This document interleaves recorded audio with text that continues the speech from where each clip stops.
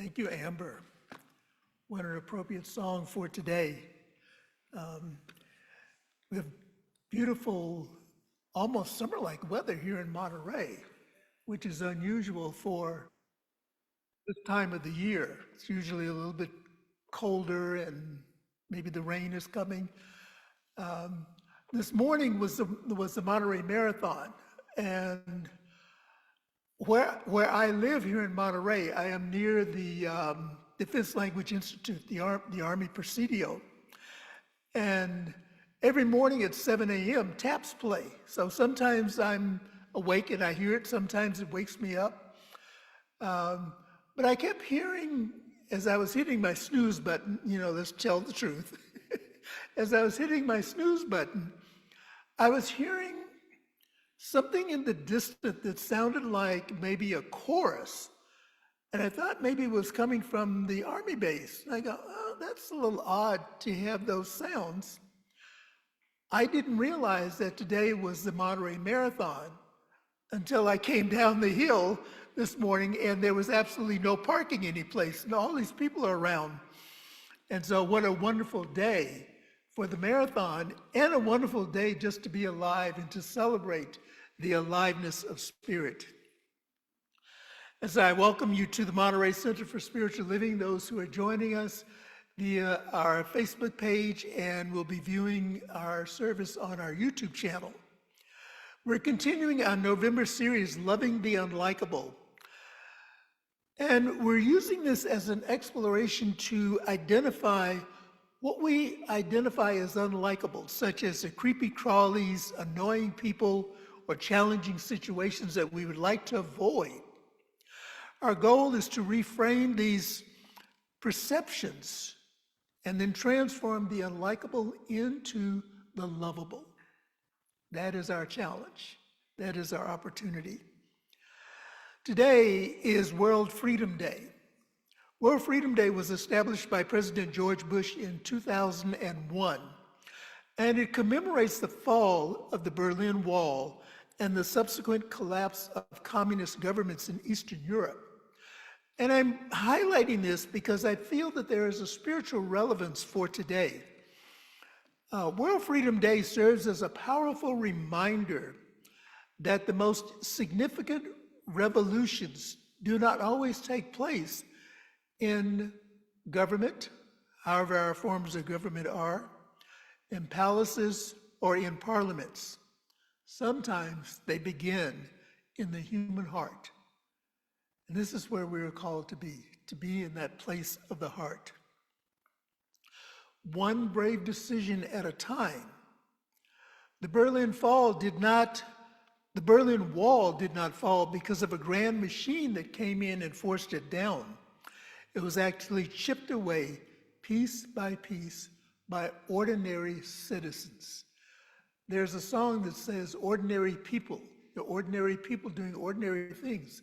Well, I don't believe there's any such thing as ordinary people. I believe that we're all extraordinary. We're all individualized expressions of the divine.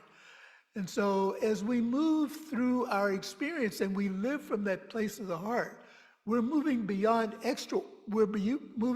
ordinary into extraordinary. Experiences of the people who were impacted by the Berlin Wall, I think, are relevant for today also. People have grown tired of separation. People who believed in fear and division, people who believe that fear and division are not the final say, who trusted that even in the world hardened by ideology, hope could still swing a hammer. And we're seeing this in our interactions. What a wonderful world, people interacting with each other. That hammer that is just knocking away those little chips of resistance, one chip at a time. World Freedom Day also invites us to look inside the walls around us. Some are visible, systems, borders, injustices. Others are quieter and more personal. Fear, resentment, old wounds, beliefs that separate us and keep us alone. And just like the Berlin Wall, those walls rarely fall all at once. They come down in small acts of courage, a conversation that heals, a truth spoken kindly, a heart opened to something different. Each of us has the power to chip away at those walls, one brave decision at a time. And I think this really fits in with our theme for the month, Loving the Unlikable.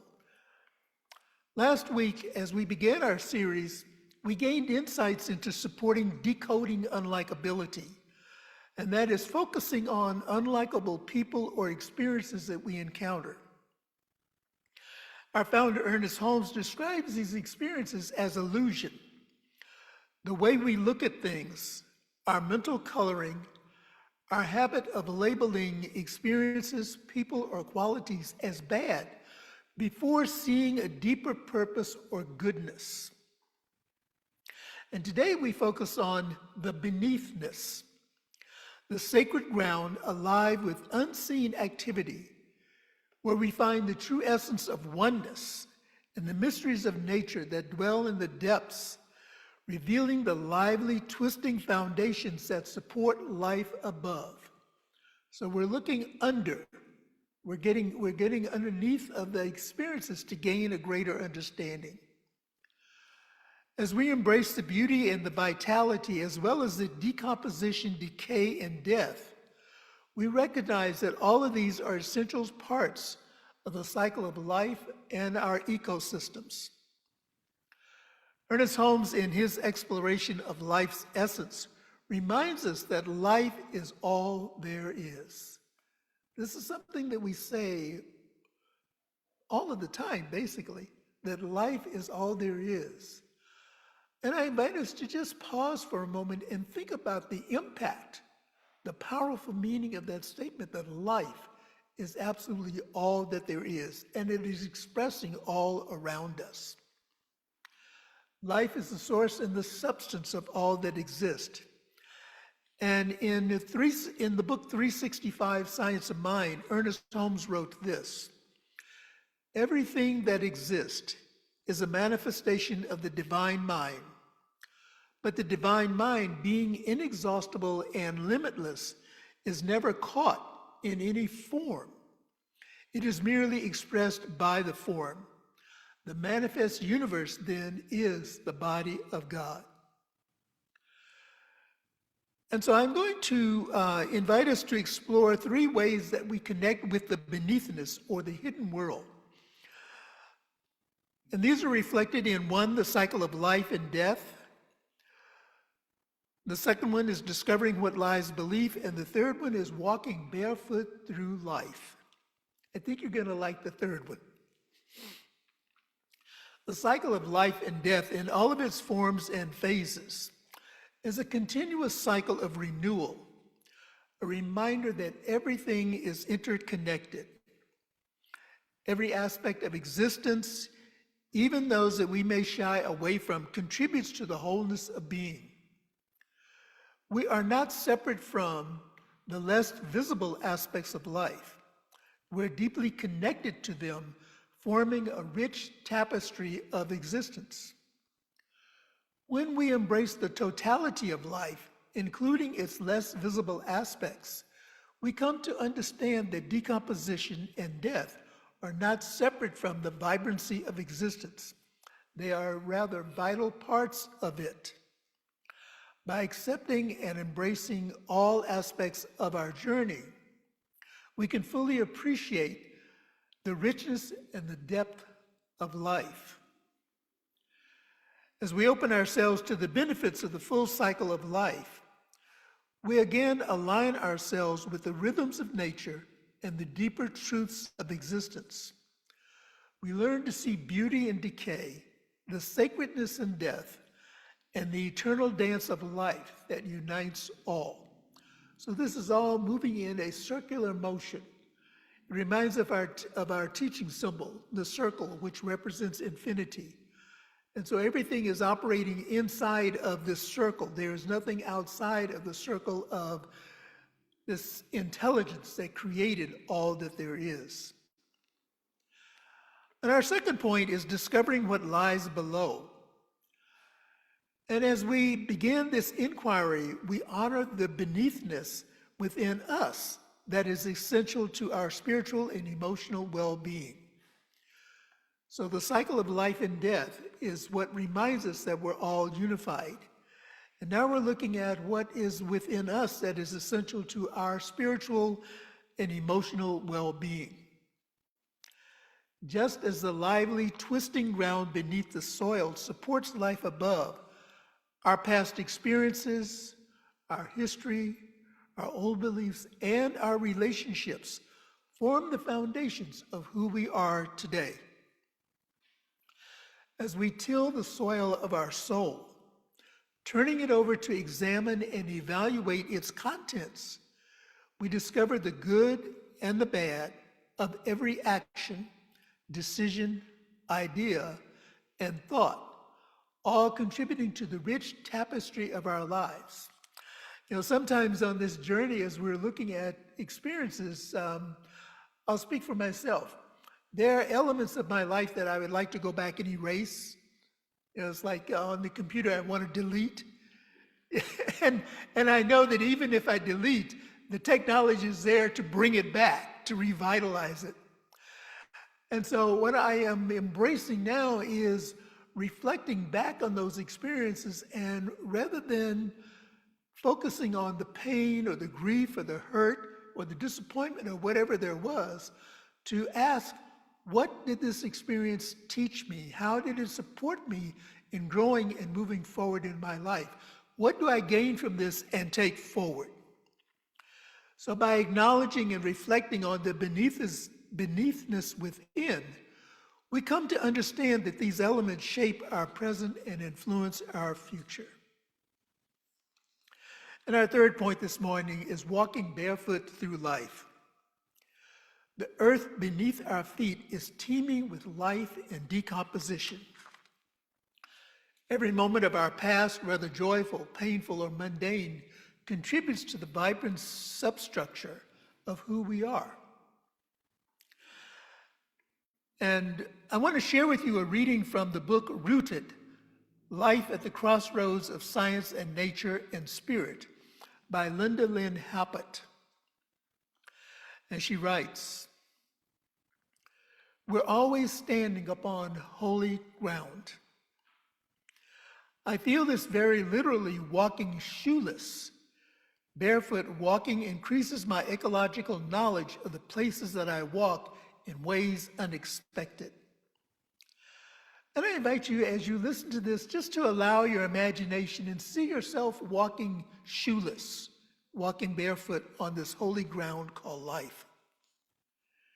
While watching where I step, I find feathers, fungus, and tracks from the tiny feet of my animal cousins, and all manner of small living wonders. Caterpillars in their instars, constantly shedding. The rough-skinned newt on its overland migration. A hummingbird eggshell, broken open and impossibly small, and then searching the nest above with its tiny bills pointed skyward. Shoes put blindfolds on our souls. Shoes shed. I feel the earth change beneath my feet.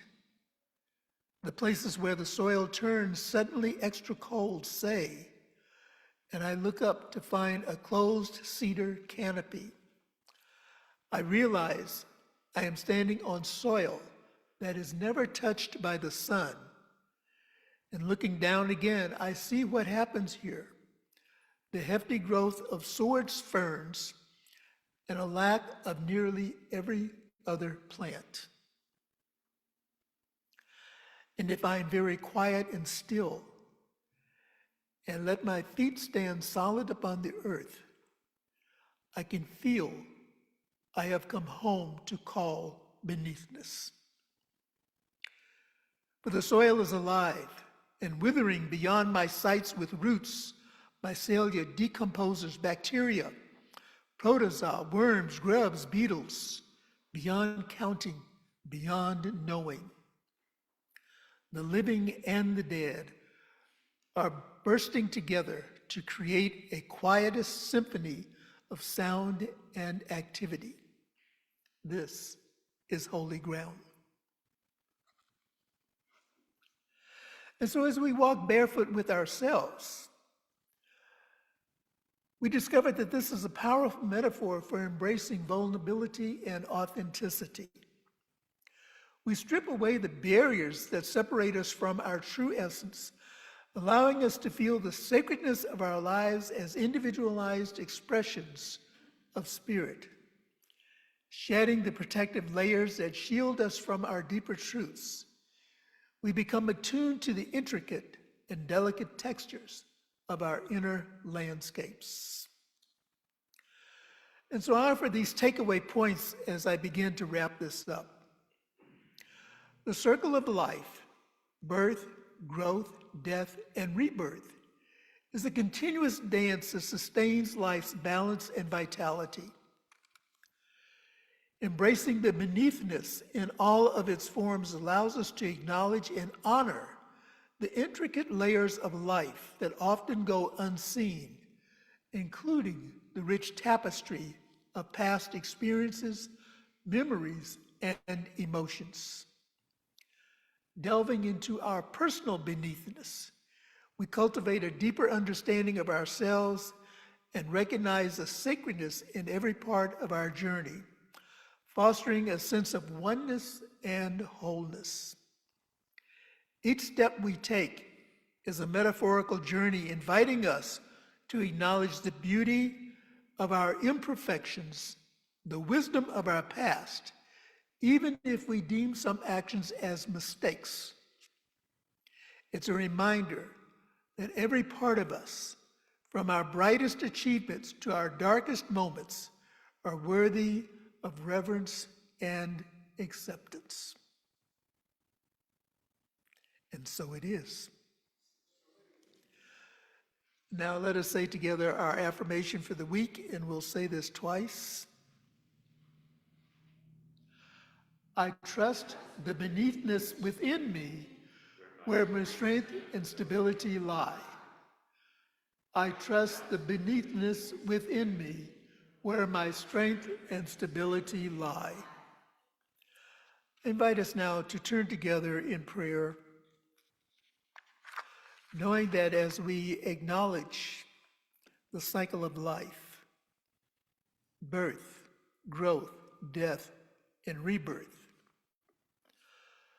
that is all a part of this thing that I call God.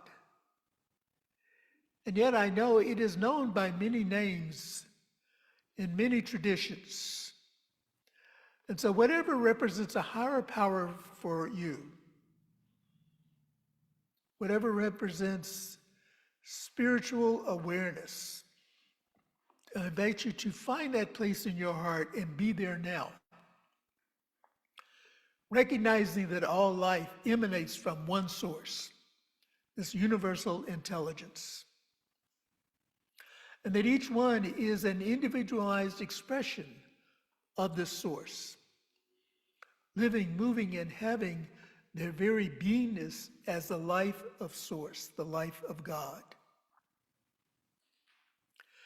And so I speak my word this morning in gratitude for life, in gratitude for all of the adventures, for all of the experiences, for all of those things that are past, those that are present, and those that are yet to be. Knowing that as I continue to be in this place of my awareness of my oneness with Spirit, everything unfolds perfectly as it should be. And as I lean into the so-called imperfections, I recognize the beauty and the growth that arises from those seemingly imperfections. Knowing that the source of all good is that source that sustains and supports life in all of its forms. That which is seen, that which is in the unseen.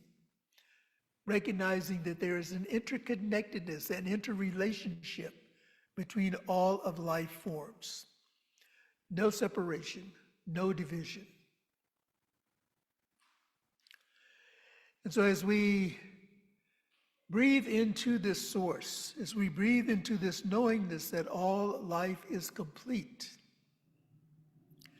I speak my word of blessing and peace and harmony for those who are experiencing various transitions in life. Perhaps a loved one has crossed over into what is now the unseen, knowing that our hearts and our minds and our bodies express grief and sorrow for the absence. And yet we know that life is eternal. And each time we recall something about our loved one, it brings a smile to our face, or it may bring a frown. That memory is a representation of the eternal life. I speak my word this morning for those who are experiencing illness in any form, knowing that this dis-ease is not spiritually ordained process. We're not here to suffer. We're not here to be sorrowful and mournful and downtrodden. We're here to lift our light and to be infused with the light of love, the light of healing, the light of wholeness, the light of perfection that illuminates each and every one. And so as I see the light in myself, I see the light in each one. And together we shine our lights, illuminating the path around us so that others add their lights to it and contribute to the brilliance and the goodness of all that there is. I bless places where people are gathering in the name and nature of the one life, on their individual journey of awakening and discovering the truth that God is all that there is. However it is that they identify this energy, this entity that is called God. I speak my word for our nation, for our United States of America, and remembering Veterans Day, which is, I believe it is Tuesday of this week. Giving thanks for those who have devoted their lives in service to our country. And as I think of our country, I think of wholeness. I think of healing. I think of walls coming down. I think of individuals putting aside political differences and recognizing that we're all in this same boat together. And as we roar our boat in the same direction, everything that is for us, everything that is for our highest good is revealed to us in ways that we see it, we experience it, we embrace it, and we know it. And so for this and so much more, I am eternally grateful. Releasing this word into the activity and action of love and law, I allow it to be. And if any of what I have said resonates with you in any way, please affirm it by saying, and so it is, and so it is.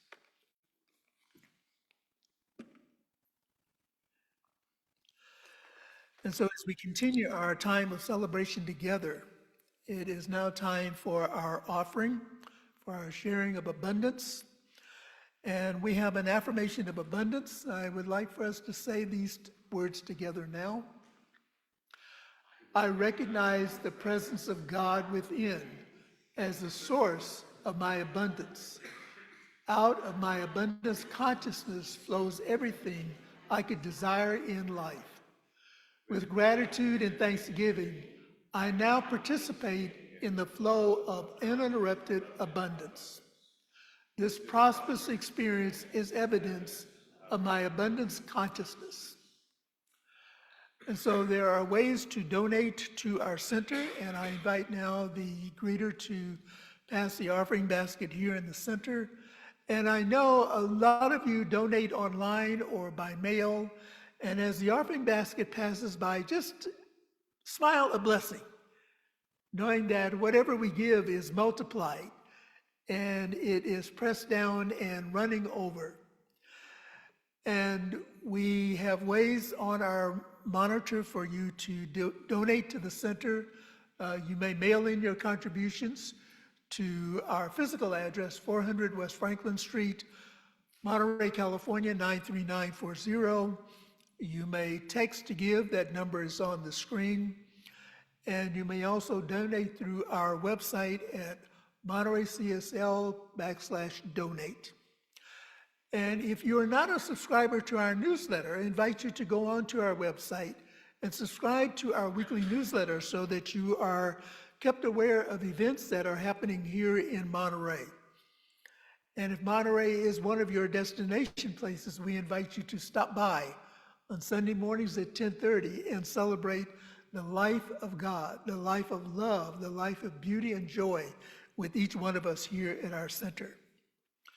Next week, we invite you to welcome our guest speaker who describes himself as a wandering monk.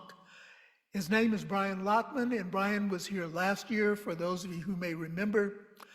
His talk during the service and the satsang following the service is titled Awakening to Higher States of Consciousness. And for those of you who are here in the center, there are flyers announcing the service and the satsang following.